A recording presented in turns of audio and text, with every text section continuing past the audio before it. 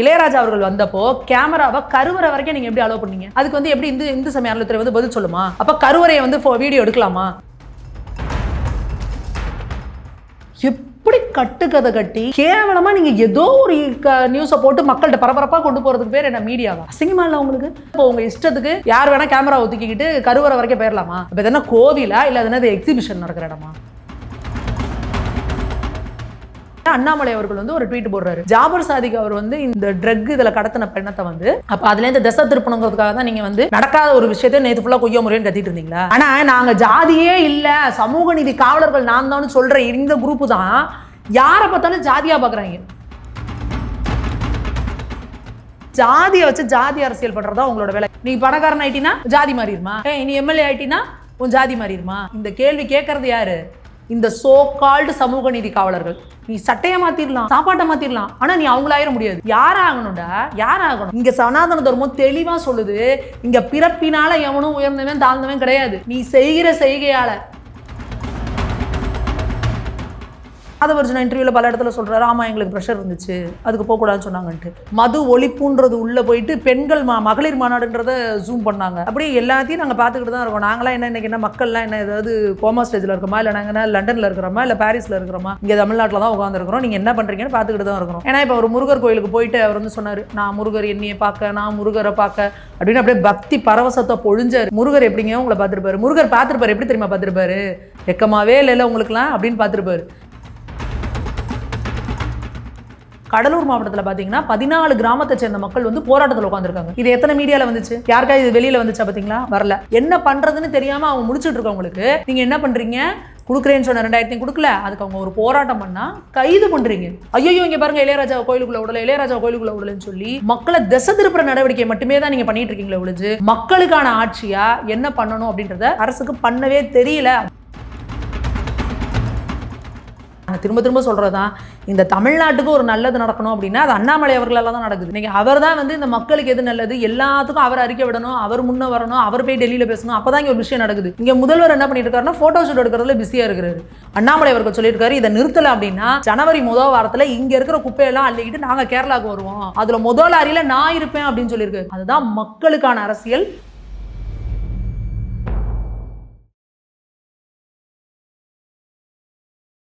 இளைய பாரத நேயர்களுக்கு வணக்கம். இன்னைக்கு நம்ம நேரில் நம்ம சிறப்பு விருந்தினர் பாஜகவின் மகளிர் அணி மாநில செயற்குழு உறுப்பினரான சுமதி மேகவர்ணம் மேம் தான். மேம் வணக்கம். மேம் வணக்கம்மா. மேம் நேற்றுக்கு வந்து ஸ்ரீவில்லிபுத்தூரில் ஆண்டாள் கோயிலில் வந்து இளையராஜா அவர்களை வந்து கருவறைக்குள்ள விடவில்லை, மிகப்பெரிய சர்ச்சை வெடிச்சிருக்கு மேம். அது உங்களுடைய கருத்தை என்ன சொல்ல விரும்புறீங்க? இது ஆரம்பத்துலேருந்து எல்லா இடத்துலையும் சொல்லிட்டு இருக்கிறது தான். இவங்க திரும்ப திரும்ப திட்டமிட்டு இது ஏதாவது ஒரு இஷ்யூ ஆக்கணும் அப்படின்றதுக்காக பண்ணுற வேலை இது. கருவறைக்குள்ளே யாரையுமே விட மாட்டாங்க. கருவறைக்குள்ளே யார் வந்து ஆகம முறைப்படி போக முடியுமோ அவங்க தான் போவாங்க. இங்கே என்ன பிரச்சனை அப்படின்னா, இந்த ஸ்ரீவில்லிபுத்தூர் கோயிலில் வரைக்கும் அதோட கோவிலோட முறை எப்படி அப்படின்னா, அதுக்கு அந்த கருவறைக்கு பக்கத்தில் இருக்கிறதுக்கு அர்த்த மண்டபம்னு சொல்லுவாங்க. பொதுவாக எல்லா கோவில்கள்லேயும் அர்த்த மண்டபம் வரைக்கும் நம்ம உள்ளே போய் சாமியை கும்பிடலாம்.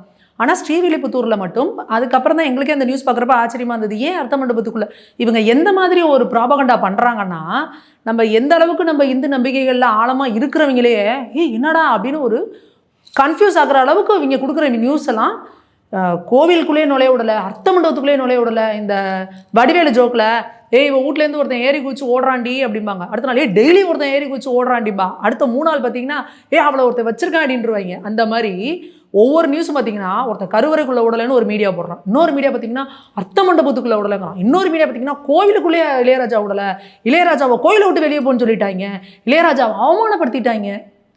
எப்படி கட்டுக்கதை கட்டி எப்படி வந்து நீங்கள் வந்து மீடியான்றதுக்கான ஒரு இது என்னங்க? கேவலமாக நீங்கள் ஏதோ ஒரு நியூஸை போட்டு மக்கள்கிட்ட பரபரப்பாக கொண்டு போகிறதுக்கு பேர் என்ன மீடியாவா? இதுக்கு பேர் என்ன தெரியுமா? அசிங்கமா இல்லை உங்களுக்கு? அதுக்கப்புறம் என்னடா இது இந்த மாதிரி வருதுன்னு சொல்லிட்டு அதுக்கப்புறம் போய் பார்த்தா ஸ்ரீவில்லிபுத்தூர் கோவிலில் அர்த்த மண்டபத்துக்குள்ளேயே வந்து யாரையுமே அலோவ் பண்ணுறதில்ல. அர்த்த மண்டபத்துக்குள்ளே அந்த பட்டர் பூஜை பண்ணுறவங்களும் அந்த பரிசாரகருங்கிறவங்களும் ஜிஆர் சுவாமிகள் 3 பேர் மட்டும்தான் போக முடியுமா, மித்த யாருமே அலோவ் பண்ணுறதில்ல. ஏன்னா ஆண்டாள் தாயார் வந்து அந்த இடத்துலையும் வந்து எழுந்தருளி இருக்கிறதா அவங்களுக்கு வந்து ஐதீகம், அதனால அதுக்குள்ளேயும் யாரையும் விடுறதில்ல அப்படின்றத அதுக்கப்புறம் சொல்கிறாங்க. அப்போ இவர் என்ன பண்ணுறாரு, இவங்க எல்லாரும் கூட்டமாக போய்கிட்டே இருக்கிறப்ப இளையராஜா சார் என்ன பண்ணிடுறாருன்னா அந்த அந்த குலசேகரப்படியை தாண்டி உள்ளே போயிடுறாரு.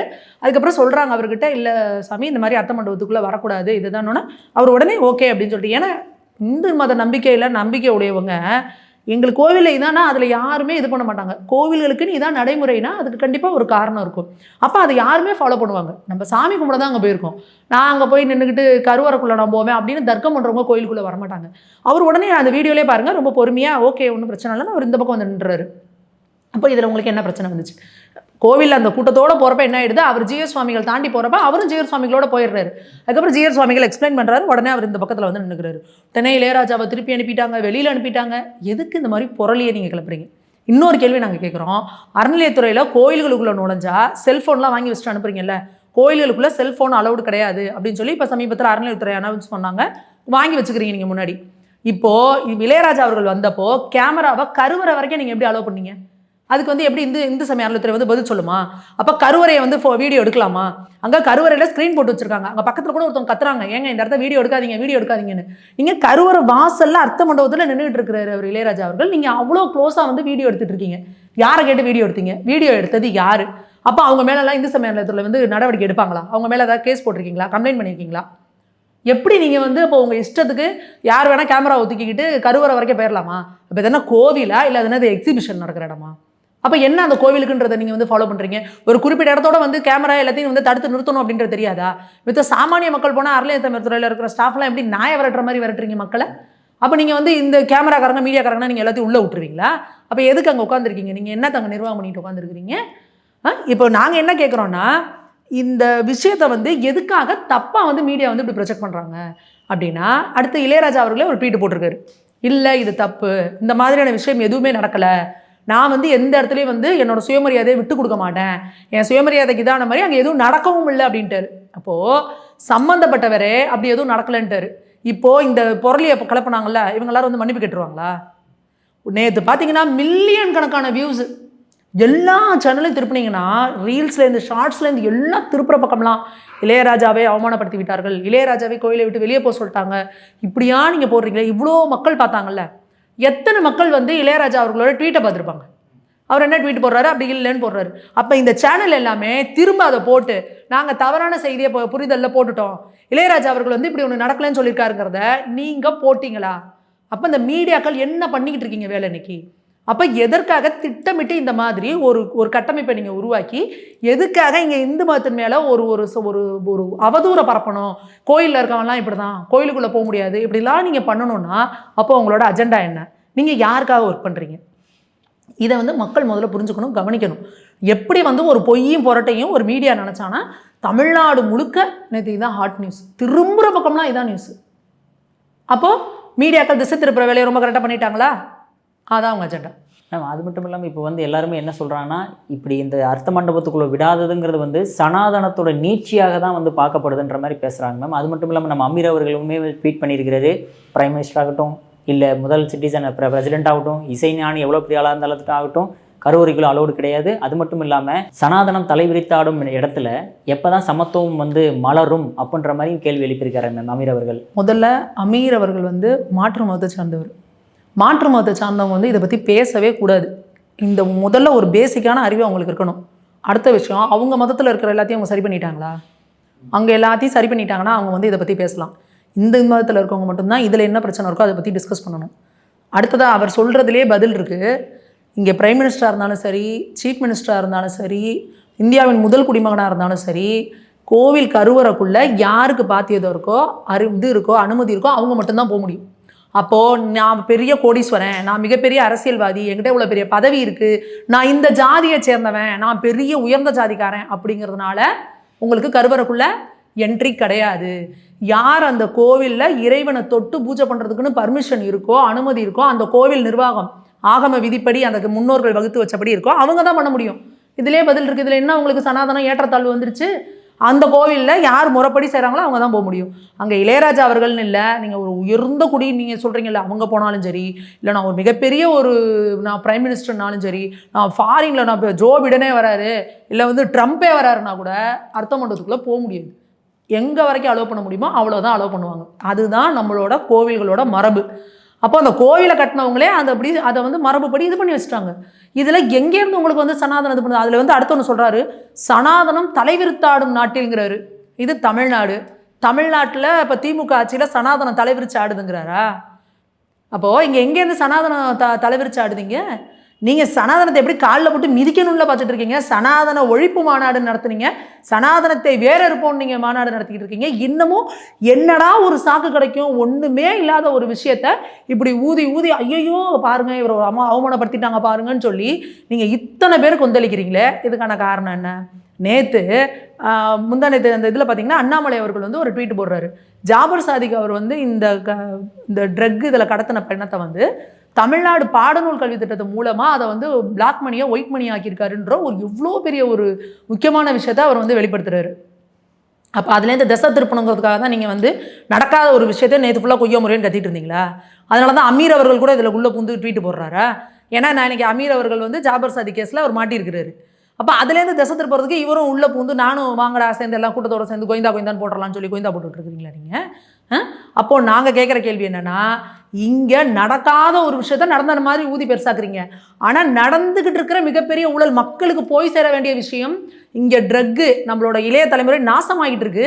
அந்த பணத்தை ஒரு கவர்மெண்ட்டுக்குள்ளே இன்றைக்கி ஆளுங்கட்சிக்குள்ளே ஒரு பொறுப்பில் இருந்துக்கிட்டு தமிழ்நாட்டு பாடநூல் கழகம் மூலியமாக அந்த பணத்தை வந்து இது பண்ணுறாங்க அப்படின்னா இது எவ்வளோ பெரிய அலிகேஷன் இது. அதை பற்றி ஒருத்தவங்களும் பேச முடியாத அளவுக்கு நடக்காத ஒரு விஷயத்த நீங்கள் திசை திருப்புறீங்க. அப்போ இதுதான் இன்றைக்கி ஒட்டுமொத்த மீடியாக்களுக்குமான அஜெண்டாவா? இப்போ சனாதனத்தில் நீங்கள் கேட்குறாங்களே, சனாதனத்தை பொறுத்த வரைக்கும் எங்களுக்கு என்ன தெரியுமா, இன்றைக்கி எத்தனை கோவில்களில் இளையராஜா அவர்களோட பாடல்களை நாங்கள் போடுறோம். மாரியம்மன் கோவிலாகட்டும், எந்த சக்தி கோவிலாக இருக்கட்டும், சிவன் கோவிலாகட்டும், இன்றைக்கி எல்லா இடங்கள்லையும் இளையராஜா அவர்களை வந்து நாங்கள் வந்து ஒரு தெய்வத்தால் ஆசீர்வதிக்கப்பட்டவர் அப்படி தான் நாங்கள் நினைக்கிறோம். அவரோட பாடல்களை நாங்கள் வந்து அப்படி கேட்டு இது பண்ணுறோம். அவர் வந்து அவ்வளோ இது பண்ணுறோம். நாங்கள் எந்த இடத்துலையும் அவர் என்ன ஜாதின்றதையும் நாங்கள் பார்க்கல. ஆனால் நாங்கள் ஜாதியே இல்லை, சமூக நீதி காவலர்கள் நான் தான் சொல்கிற இந்த குரூப்பு தான் யாரை பார்த்தாலும் ஜாதியாக பார்க்குறாங்க. இப்போது எதனால் நீங்கள் வந்து இதே பல பேர் வந்து இந்த கோவிலுக்கு வந்துட்டு போயிருக்காங்க. எத்தனையோ அரசியல் லீடர்ஸ்லாம் வந்துட்டு போயிருக்கிறாங்க, பெரிய பிஸ்னஸ் மேன்லாம் வந்துட்டு போயிருக்காங்க இந்த கோவிலுக்கு. அவங்களும் அந்த அர்த்த மண்டபத்துக்கு வெளியில் நின்று தான் கும்பிட்டுட்டு போயிருக்காங்க. இதெல்லாம் அவங்க இஷ்யூ பண்ணல. ஏன் இளையராஜா அவர்களை இஷ்யூ பண்ணுறாங்க? அதுக்கு என்ன அவனுங்க சொல்கிறானுங்க, நீ சட்டையை மாற்றிடலாம், சாப்பாட்டை மாற்றிடலாம், ஆனால் நீ அவங்களாயிர முடியாது. யாராகணும்டா? யாராகணும்? இங்கே சனாதன தர்மம் தெளிவாக சொல்லுது, இங்கே பிறப்பினால் எவனும் உயர்ந்தவன் தாழ்ந்தவன் கிடையாது. நீ செய்கிற செய்கையால் உன்னோட இதால் தானே. அப்போ இளையராஜா அவர்கள் வந்து தான் வந்து ஒரு இசைஞானி அப்படின்றத அவருக்கு எவ்வளோ பெரிய உயர்ந்தது, எவ்வளவோ தெய்வீக பாடல்கள் அவர் கொடுத்துருக்காரு. எத்தனையோ கோவில்களில் இன்றைக்கி அவரோட பாடல்களை வச்சு இது பண்ணுறாங்க.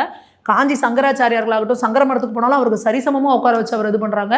இது ஜிஆர் சுவாமிகள் கூட பாருங்கள், ஜிஆர் சுவாமிகள் அந்த இதுலேயே அவ்வளோ உயர்ந்தவங்க. ஜிஆர் சுவாமிகள் அவருக்கு பக்கத்தில் உட்கார வச்சு அவர் வந்து இது பண்ணுறாங்க. ஜிஆர் சுவாமிகளுக்கு அந்த அர்த்த மண்டபத்துக்குள்ளே அவருக்கு மாலை போடுறப்ப, அதாவது சுவாமிக்கு சூடின மாலை, அந்த மாலையை அவருக்கு போடுறப்ப இளையராஜா அவர்களுக்கும் போட்டு அவருக்கு பரிவட்டம் கட்டுறப்ப இளையராஜா அவர்களுக்கும் பரிவட்டம் கட்டுறாங்க ஒரே நேரத்தில். அதே போல் அந்த மேடையில் நிகழ்ச்சி நடத்துகிறப்ப பார்த்தீங்கன்னா ஜிஆர் சுவாமிகளுக்கு போடுற அதே சந்தன மாலையை தான் இளையராஜா அவர்களுக்கும் போடுறாங்க. இதில் எங்கேருந்து உங்களுக்கு வந்து ஏற்றத்தாழ்வு வந்துருச்சு? ஜிஆர் சுவாமிகள்ங்கிறவங்க எவ்வளோ உயரத்தில் இருக்கிறவங்க, மடாதிபதிகள் அவங்க. இப்போ மடாதிபதிகள் அப்படிங்கிறவங்க எங்களுக்கு மிக உயரத்தில் இருக்கவங்க. நாங்களாம் எந்த பொறுப்பில் இருந்தாலும் மோடி அவர்களே நீங்கள் பல இடத்துல பார்த்துருப்பீங்க, அவங்கள காலில் விழுந்து வணங்குவாங்க, அவங்க மேலே உட்காந்தா தரையில் உட்காருவாங்க. அந்த அளவுக்கு அவங்களாம் இதில் இருக்கிறவங்க. அப்போ அவங்களுக்கு சரிக்கு சமமாக உட்கார வச்சு அவருக்கு வந்து ஒரு மரியாதை கொடுக்குறப்போ இதில் எங்கேருந்து ஜாதி வந்துச்சு? அப்போ இந்த ஜாதி பார்க்குறாங்கன்னா யாருன்னு நீங்கள் பார்த்துட்டிங்களா? திகாக்காரங்களும் திமுக காரங்களும் தான். இவங்க மண்டையில் தான் இந்த ஜாதி வெறி ஊறி போய் கிடக்கு. ஒருத்தன் கோயிலுக்கு போகிறானா, அவன் என்ன ஜாதின்னு பாடுறான், அவனை எங்கே நிற்க வைக்கிறான்னு பாரு. ஒருத்தன் வந்து வெளியில் போய் நிற்கிறானா, அவனை ஒருத்தர் திட்டானே, அவன் என்ன ஜாதின்னு பாடுறான். இந்த மாதிரி ஜாதியை வச்சு ஜாதி அரசியல் பண்ணுறதா உங்களோட வேலை. ஏன்னா இதை ஈவிகே இளங்கோவன் இருக்கார் பாருங்க, யாரு நீங்கள் சொல்கிறாங்க பாருங்க, பெரியார் தான் சமூக நீதியை காத்தாரு, பட்டியலின மக்கள் காவலர்னு அந்த பெரியார் குடும்பத்திலேருந்து வந்த ஒருத்தர் ஈவிகே இளங்கோவன். அவர் வந்து இளையராஜா அவர்கள் என்ன சொன்னார் தெரியுமா? நீ வந்து கொஞ்சம் பணம் காசு புகழெலாம் சம்பாரிச்சிட்டின்னா நீ உயர்ந்த ஜாதி ஆயிடுவியா கேட்டார்ல. அப்போ நீங்களாம் எங்கே போயிருந்தீங்க? திக அதுக்கு எத்தனை ஆர்ப்பாட்டம் பண்ணுச்சு, திமுக எத்தனை ஆர்ப்பாட்டம் பண்ணுச்சு? ஆஹா சமூக நீதியை கெடுத்துட்டீங்க, எப்படிங்க நீங்கள் இப்படி பேசலான்னு. இவ்வளோதாங்க இவங்க பார்வை. இவங்க எப்படின்னா, நீ பணக்காரன் ஆயிட்டினா ஜாதி மாறிடுமா, நீ எம்எல்ஏ ஆயிட்டினா உன் ஜாதி மாறிடுமா, கவுன்சிலர் ஆயிட்டினா உன் ஜாதி மாறிடுமா? இந்த கேள்வி கேட்கறது யாரு? இந்த சோ கால்டு சமூக நீதி காவலர்கள். இவங்க தான் இந்த ஜாதி பிரச்சனையை, இந்த ஜாதி இதை வந்து அணைய விடாமல் ஊதி ஊதி ஊதி ஊதி மக்களை அப்படியே கொளுத்தி விட்டுட்டு இருக்காங்க. ஏன்னா இந்த பிரச்சனையில் இருந்தால் தான் இவங்க பிரச்சனை என்ன நடக்குது அப்படின்றத மக்கள் மறந்துடுவாங்க. அப்போ ஊர் ரெண்டு பட்டா கூத்தாடிக்கு கொண்டாட்டம்னு சொல்லி இந்த அரசியல்வாதிகள் இன்னைக்கு வந்து இவங்க ஊரை அடிச்சுக்கிட்டு பண்ணுங்கிறதுக்காக, நம்ம அரசியல் பண்ணுங்கிறதுக்காக எடுக்கிற இந்த ஜாதி அரசியல், இதை வந்து முழுக்க முழுக்க இது பண்ணுறவங்க யாருன்னா இந்த சோ கால்டு சமூக நீதி காவலர்கள்னு சொல்லப்படுற இந்த திமுகவை சேர்ந்தவங்க. நாங்கள் எந்த இடத்துலையும் வந்து இளையராஜா அவர்கள் என்ன ஜாதின்றது கூட எங்களுக்கு தெரியாது. இவங்க இந்த பிரச்சனையை கிளப்புறதுக்கு அப்புறம் தான் நாங்களே போய் பார்க்குறோம். எதுக்காக இதை இப்படி சொல்கிறாங்க, ஓ இவர் இப்படியான்றதே எங்களுக்கு இந்த இஷ்யூவில் தான் தெரியும். நாங்கள் வந்து அவரை வந்து மிக உயர்ந்த இடத்துல வச்சுருக்கோம். அவர் வந்து ஒரு எப்படி வந்து பாலகுமாரன் அவர்களை எழுத்து சித்தர்னு சொல்கிறோமோ அது மாதிரி ஒரு இசை சித்தர் அப்படிங்கிற அளவுக்கு அந்த அளவுக்கு அந்த தெய்வீகமான இசையெல்லாம் அவர் கொடுத்துருக்குறாரு. நாங்கள் அவரை அந்த நிலைக்கு உயர்த்தி வச்சிருக்கிறோம். நீங்கள் இன்னும் என்னவா பார்த்துட்டு இருக்கீங்க அவரை? இன்னும் அவர் எந்த சமுதாயத்தை சேர்ந்தவர், எந்த சமூகத்தை சேர்ந்தவர் நீங்கள் பார்த்துட்டு உட்காந்துருக்கீங்க. அப்போ இங்கே சனாதனத்தில் சமத்துவம் எது, சமூக நீதி, அது எல்லாமே இருக்குது. உங்களோட பார்வை தப்பாக இருக்குது, அவ்வளோதான். மேம் இப்போ சனாதனத்தை பற்றி பேசும்போது திருமாவளவனை பற்றி பேசாமல் இருக்க முடியாது மேம். திருமாவளவன் முதல்ல வந்து சனாதன ஒழிப்பை பற்றி பேசினார். அப்புறம் திடீர்னு என்ன ஞானம் வந்ததுன்னு தெரியல, பழனி கோயில் போனார். மறுபடியும் 2 நாளைக்கு முன்னாடி ஸ்டேஜில் பேசும்போது சனாதன ஒழிக்கும் வரை நாங்கள் போய மாட்டோம் அப்படின்ற மாதிரி மறுபடியும் மாறிட்டாரு மேம். எதனால் மேம் அப்படி? சரி, அப்புறம் அவங்க ஓனர் சொல்கிறதானேங்க அவர் கேட்டாகணும். அதனால் அந்த பிரச்சனைலாம் இருக்குல்ல. ஏன்னா அவர் கட்சிக்குள்ளேயே என்ன முடிவெடுக்கணுன்றது அவர் கையில் இல்லை. நாள் பார்த்தீங்கன்னா அவங்க திமுக அதிமுகலாம் கட்சியை விட்டு நிற்கணும், நானும் நீக்கணுமானாரு. அப்புறம் அங்கே போய் அவரை பார்க்கணுனாலே ப்ரெஷர் அப்படின்னோடனே இவரை நீக்கிட்டு அவரை போய் பார்க்குறாரு. அதுக்கப்புறம் இந்த வெள்ள நிவாரணத்துக்கு எல்லாரையும் கூட்டிகிட்டு போய் ஒரு நிதியை ஒரு அமௌண்ட்டை கொடுத்துட்டு வர்றாரு. என்ன பண்ணுறது, அவங்கள வந்து மேனேஜ் பண்ணி தானே ஆகணும். அவர் கட்சியில் இருக்கிறவங்களே நவீன தீண்டாமை அப்படின்னு சொல்லிட்டு போஸ்ட்லாம் போடுறாங்க. அப்போ அதுக்கெலாம் அவர் என்ன பதில் சொல்கிறாரு? ஒன்றும் கிடையாது. அதுக்கப்புறம் ஆதவர்ஜுனா இன்டர்வியூவில் பல இடத்துல சொல்கிறாரு, ஆமாம் எங்களுக்கு ப்ரெஷர் இருந்துச்சு, அதுக்கு போகக்கூடாதுன்னு சொன்னாங்கன்ட்டு. அப்போது இவர் வந்து மது ஒழிப்பு மாநாடுன்னு ஒன்று பண்ணார். அதுக்கே எப்படி ப்ரெஷர் வந்துச்சு, அதுக்கு எப்படி முதல்வர் கூப்பிட்டு பேசினார். அதுக்கப்புறம் இவங்க வந்து மது ஒழிப்புன்றது உள்ளே போயிட்டு பெண்கள் மகளிர் மாநாடுன்றதை ஜூம் பண்ணாங்க.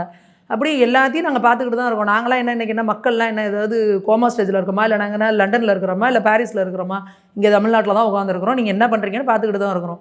அப்போது இந்த விசிகாவை பொறுத்த வரைக்கும் என்ன அப்படின்னா, அவங்க என்ன நினைக்கிறாங்கன்றதை எதுவும் செய்ய முடியாது. அவங்களுக்கு மேலே இருக்கிறவங்க என்ன சொல்கிறாங்களோ அதை தான் அவங்க செய்ய முடியும். ஏன்னா இப்போ ஒரு முருகர் கோயிலுக்கு போயிட்டு அவர் வந்து சொன்னார், நான் முருகர் என்னையை பார்க்க, நான் முருகரை பார்க்க அப்படின்னு அப்படியே பக்தி பரவசத்தை பொழிஞ்சார். முருகர் எப்படிங்க உங்களை பார்த்துருப்பாரு? முருகர் பார்த்துருப்பாரு, எப்படி தெரியுமா பார்த்துருப்பாரு? வெக்கமாவே இல்லைல்ல உங்களுக்குலாம் அப்படின்னு பார்த்துருப்பாரு. ஏன்னா நீங்களே தான் முருகனை வந்து இந்த தமிழ் கடவுளுங்கிற பேரில் வந்து நீ காலை வச்சினா கூட இது சனாதனத்துக்குள்ளே வலிக்கி விழுகிற வழுக்கு பறையாக போயிடும்னு சொல்லி பேசினவர் இவர். அவரே போய் முருகர் கோயிலில் உட்காந்துக்கிட்டு, அதுவும் முதல்ல விஸ்வரூப தரிசனத்தில் உட்காந்துக்கிட்டு முருகர் என்னையை பார்த்தாராம், இவர் முருகரை பார்த்தாராம், அப்படியே பொங்கி வளைஞ்சிக்கிட்டு கிருபானந்த வாரியார் ரேஞ்சுக்கு பில்டப் கொடுத்துட்டு இருந்தார். அதுக்கப்புறம் பார்த்தாங்க, ஏப்பா நாங்கள் வந்து இங்கே கடவுள் மறுப்பு கொள்கை பேசிகிட்டு இருக்கிறோம், நீங்கள் என்ன முருகர் கோயிலுக்கு போயிட்டு வர, ஒழுங்காக பேசு அப்படின்னோட திருப்பி சனாதனத்தை ஒழிக்கும் வரை நாங்கள் திருப்பி பழைய டைலாக் எடுத்து தூசி தட்டி பேசிகிட்டு இருக்கிறாரு. இதில் நம்ம பேசுகிறதுக்கு ஒன்றுமே கிடையாது. ஓனரை அந்த இதில் சொல்கிற மாதிரி தான் பருத்தி வரல, அதை நீ என்னையா சொல்கிறது, ஓனரை சொல்லியாங்கிற மாதிரி ஓனர் என்ன சொல்கிறாங்களோ அவங்க செய்வாங்க, அவ்வளோதான். மேம் அடுத்தது அண்ணாமலை அவர்கள் இன்றைக்கி மறுபடியும் ஒரு ட்வீட் பண்ணியிருக்காரு மேம். அதாவது கேரளாவில் இருக்கக்கூடிய குப்பைகள் எல்லாமே கொண்டு வந்து இங்கே தமிழ்நாட்டில் கொட்டுறாங்க, ஸ்டாலின் அவர்கள் கண்டுக்கவே மாட்டேங்கிறாரு. இப்படி நிறுத்தலை அப்படின்னா ஜனவரி வாரம் வந்து லாரியோட குப்பை எடுத்துக்கூடிய கேரளாலாம் கொட்டுவோம், முதல் லாரியில் நான் பயணிப்பேன் அப்படின்ற மாதிரி சொல்லியிருக்காரு மேம். இது உண்மையாலுமே ரொம்ப ரொம்ப சீரியஸாக பார்க்க வேண்டியது. இன்றைக்கி நம்ம தமிழ்நாடு அப்படின்னா நம்ம தமிழ்நாட்டோட நலன்லையோ தமிழர்களோட நலன்லையோ இல்லை இந்த தமிழை வளர்க்குறதுலையோ இந்த அரசு எவ்வளோ ஒரு மெத்தனமாக இருக்குது அப்படின்றதுக்கு இது ஒரு உதாரணம். நீங்கள் மக்களை பற்றி எந்த வகையிலையும் யோசிக்க மாட்டீங்க, இந்த மண் நல்லா இருக்கணும் அப்படின்றதையும் யோசிக்க மாட்டீங்க. என்ன நினச்சிட்டு இருக்கிறீங்க, கேரளாவிலேருந்து அந்த கழிவுப் பொருட்கள், மெடிக்கல் வேஸ்ட்டு, கெமிக்கல் வேஸ்ட்டு எல்லாத்தையும் கொண்டாந்து, அந்த இறைச்சி கழிவு, மீன் கழிவு எல்லாத்தையும் கொண்டாந்து இங்கே பார்டரில் கொட்டிட்டு போகிறானுங்க. ஒன்று நீ ஓன் ஸ்டேட்டுக்குள்ளே கொட்டணும், இல்லை அதை நீ எப்படி டீகம்போஸ் பண்ணணும், அதை எப்படி இது பண்ணணும், சுத்திகரிப்பு பண்ணணும், அந்த இதை நீ வைக்கணும். அங்கேருந்து கொண்டாந்து நீங்கள் கொட்டிட்டு போகிறீங்கன்னா அந்த மக்கள் எல்லாரும் என்ன சொல்கிறாங்கன்னா, நாங்கள் சிஎம் செல்லுக்கே தனிப்பட்ட முறையில் நாங்கள் கம்ப்ளைண்ட் பண்ணிட்டோம், நாங்கள் கம்ப்ளைண்ட் பண்ணாலும் இதை பற்றி யாருமே கேட்குறது இல்லை, எங்கள் அதிகாரிகள்ட்டையும் நாங்கள் போய் சொல்லிட்டோம், கேட்குறது இல்லை அப்படின்னா அப்போது இந்த தமிழக மக்களுக்கான அரசை நீங்கள் இருக்கலையா, அரசா நீங்கள் இல்லையா? இப்போ வைக்கமுக்கு போனார்ல முதல்வர், அங்கே போய் வைக்கமில் போய் பெரியாருக்கு பெரிய இதை பண்ணி வச்சுட்டு மலையாளத்திலே பேசிட்டு வந்தார்ல, அப்போ நீங்கள் அவர்கிட்ட கேட்டுட்டு வரணும்ல, ஏப்பா எதுக்கு நீங்கள் வந்து குப்பையை கொண்டாந்து கழிவுகளை கொண்டாந்து எங்கள் தமிழ்நாட்டில் கொட்டுறீங்க, எப்படி பார்டர் தாண்டி வரலாம்? இன்னொன்று பார்டர் தாண்டி வர்றப்போ அங்கே வந்து செக் போஸ்ட்லாம் இருக்குது, அவங்க என்ன பண்ணுறாங்க, அது என்ன வேஸ்ட்டுன்னா எதுக்கு என்ன இருக்குன்னு செக் பண்ணுவான்ல, வேஸ்ட் எடுத்துகிட்டு எதுக்குடா இங்கே போகிறன்றதை கேட்கணுமா இல்லையா? அப்போ ஆல்ரெடி இந்த கம்ப்ளைண்ட் வந்துக்கிட்டு இருக்குது. அப்போது எந்த அளவுக்கு இந்த அரசு இயந்திரம் எவ்வளோ ஒரு மெத்தனமாக இயங்கிக்கிட்டு இருக்கு, மக்களை பற்றின நலனோ மண்ணை பற்றின நலனோ இவங்களுக்கு எதுவுமே கிடையாது. அப்போ இவங்க என்ன பண்ணுவார், இதே மாதிரி தான் காவேரி பிரச்சனையிலையும் இங்கேருந்து போய் கர்நாடகாவில் போய் பிரச்சாரம் பண்ண போவாங்க, ஏன்னா அவங்க கூட்டணியில் இருக்காங்கன்னு. ஆனால் காவேரி தண்ணி கொடுன்னு கேட்க போக மாட்டாங்க. கேட்டால் அதுக்காக நான் இங்கே வரல, இது வேறங்கிறாரு. மக்களுக்கு தண்ணி உயிர் பிரச்சனை, அதை விட உங்களுக்கு வந்து அரசியல் ரொம்ப முக்கியமாக, உங்கள் கூட்டணி ரொம்ப முக்கியமாக? அதே போல் இந்த கழிவை கொண்டாந்து கொட்டுறீங்க, இதனால் மண்ணுக்கு எவ்வளோ பிரச்சனை, அந்த மண் திரும்ப திரும்ப மக்கி நிலத்தடி நீர் மாசுபட்டுச்சுன்னா அந்த தண்ணியை குடிக்கிற மக்களுக்கு எவ்வளோ பிரச்சனை, விவசாயம் பாதிக்கப்படும், எவ்வளவோ இருக்குல்ல. அப்போ இந்த திமுக கோஷ்டியில் சுற்றுவாங்க பாருங்கள், இந்த சூழலியர் நண்பர்கள், நாங்கள் சமூக ஆர்வலர்கள், நாங்களாம் வந்து சூழலியர் காவலர்கள்னால் இந்த திடீர் குபீர் போராளிகள்லாம் கிளம்புவாங்க. அவங்கெல்லாம் எங்கே போனாங்க? இப்போ இந்த திமுக ஆட்சிக்கு வந்ததுலேருந்து அவன் கோமா ஸ்டேஜில் போயிட்டாங்க பார்த்தீங்களா இல்லையா? இதே மித்த ஆட்சியில் இருக்கிறப்ப பார்த்தீங்கன்னா குய்யோ முறையோன்னு டெய்லி ஒரு பிரச்சனையை கிளப்பிக்கிட்டே இருப்பாங்க, டெய்லி எங்கேயாவது பேசிக்கிட்டே இருப்பாங்க, போஸ்ட் போட்டுருப்பாங்க. இப்போ இவ்வளோ பெரிய பிரச்சனை நடக்குது இல்லை, அந்த கேரளா பார்டரில் கொண்டு வந்து ஃபுல்லாக அந்த வேஸ்ட்டை கொட்டுறாங்க. நம்மளும் பார்த்துக்கிட்டு தான் இருக்கோம். யாராவது ஒருத்தர் போஸ்ட் போட்டுக்கிட்டே இருக்காங்க.